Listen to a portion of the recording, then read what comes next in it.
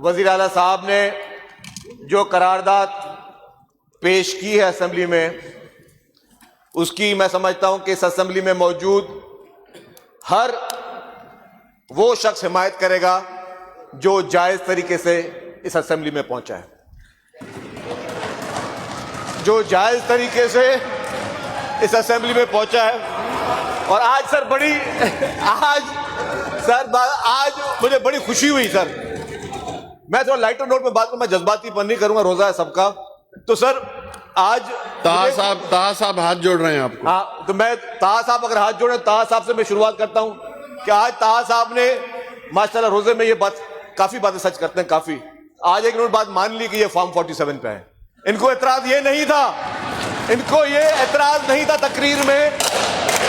इन्होंने क्या कहा सर, इन्होंने बोला कि जी अगर हम 47 पे आए हैं तो आपने हमसे सदर का वोट क्यों लिया, स्पीकर का वोट क्यों लिया। चल वो तो अलग बात है भाई, आप जरूर असेंबली में जो होगा तो हम हर एक के पास जाते हैं वोट लेने के लिए, हम आपके पास भी आके, लेकिन ये मान लिया कि फॉर्म 47 पे आए।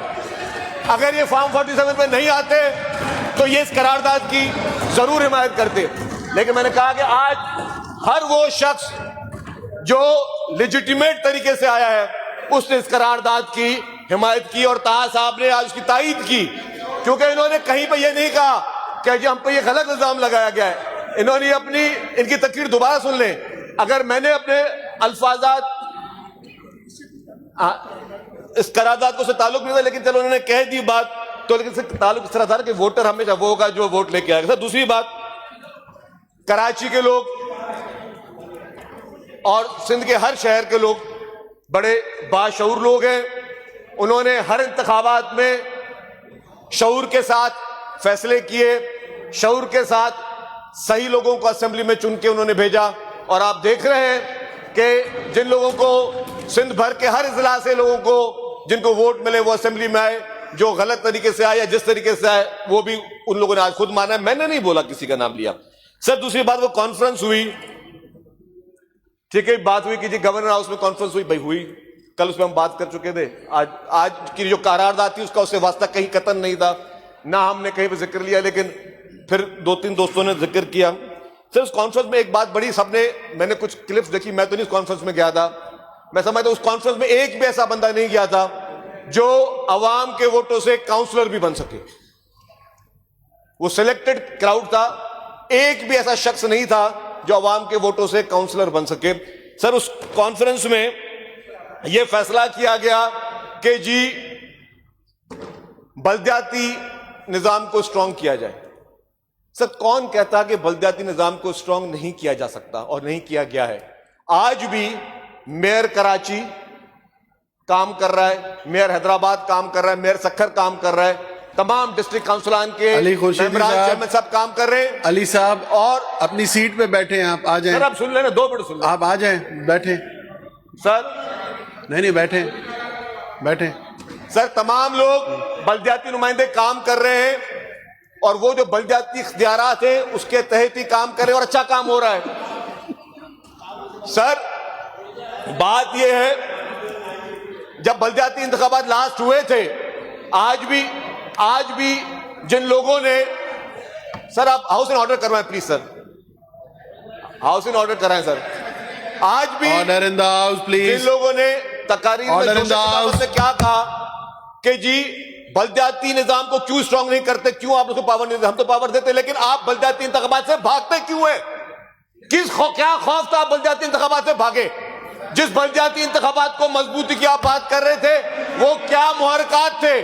आपको पता था कि आपके साथ क्या होना है, और उस वक्त फॉर्म 47-45 वाला कॉन्सेप्ट नहीं था। आप दुम दबा के बल्दियाती इंतखाबात से भागे क्योंकि आपको पता था कि आपको पजीराई नहीं मिलेगी। सर उसके बाद कराची पे बात हुई, सर कराची पे बात हुई, और कराची के लिए ही बात हो रही सारी।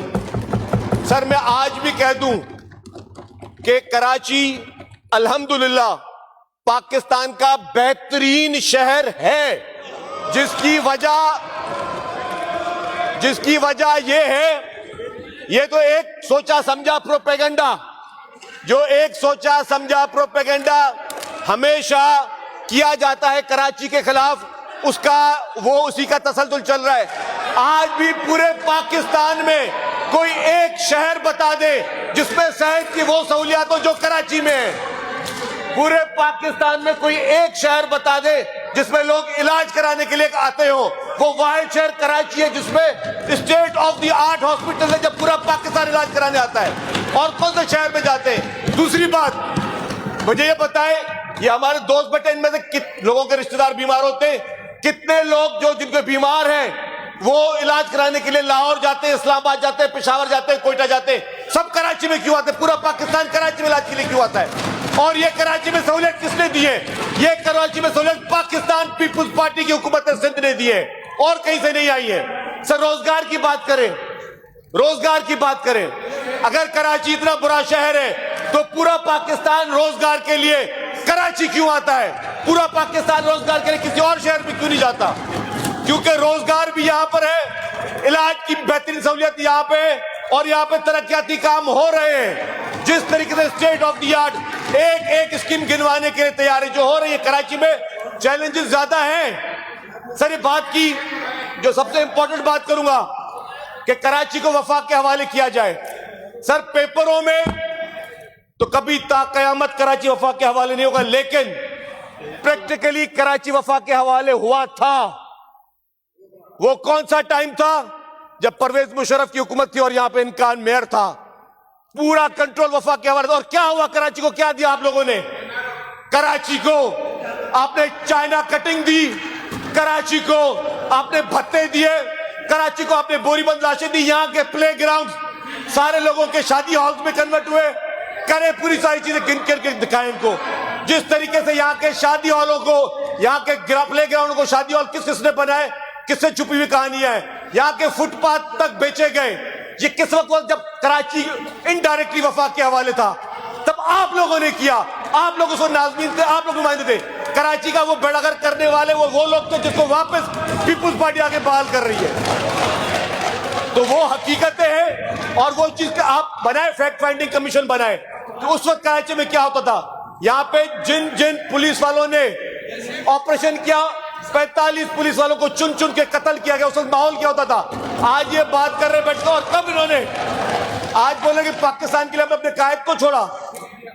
जब इनका कायद यहाँ पे खून की जो नहरें बाहर आता उस वक्त ये सब जी भाई करते थे, जी भाई। वो तो जब डंडा चला तब इन्होंने छोड़ा उसको। तो सर इनकी सारी चीजें सामने, और आज भी ऑपोजिशन लीडर ने मान लिया कि आज भी प्रेशर में।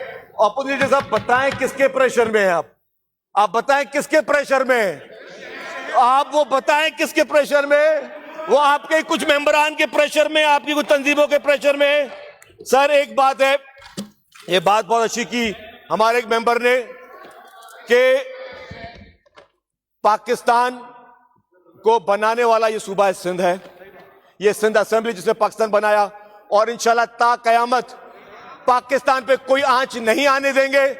जिन लोगों के कायदीन ने बैठकर यहां पे नारे लगाए पाकिस्तान के खिलाफ, हमने उनको भी फेस किया। और मुश्किल वक्त में, हर वक्त में पाकिस्तान पीपुल्स पार्टी ने पाकिस्तान खपे का नारा लगाया। हम ता कयामत तक पाकिस्तान खपे का नारा लगाएंगे। किसी सूरत में किसी किस्म की जो है मैली आंख ना पाकिस्तान पे आने देंगे, ना सूबा सिंध पे आने देंगे। और हमेशा के लिए जो लोग नफरतों की सियासत करते हैं, सर इनको कोई पूछता नहीं है। इनकी पब्लिक में पजीराई अपनी देखिए, कोई इनको पूछने के लिए तैयार नहीं है। ये सिर्फ ये बातें इसलिए करते हैं कि इनको इंपॉर्टेंस मिले, लेकिन उसके बावजूद इनको इंपॉर्टेंस नहीं मिलती है। कोई लोग इनको कोई पजीराई देने के लिए तैयार नहीं है। सर अल्हम्दुलिल्लाह कराची को हमारे सूबा सिंध पाकिस्तान का वो पाकिस्तान का वो वाहिद सूबा है, वो वाहिद असेंबली है जिसमें हर जुबान बोलने वाला शख्स मौजूद है। ये आपको ये फराख दिली किसी और जगह नहीं मिलेगी।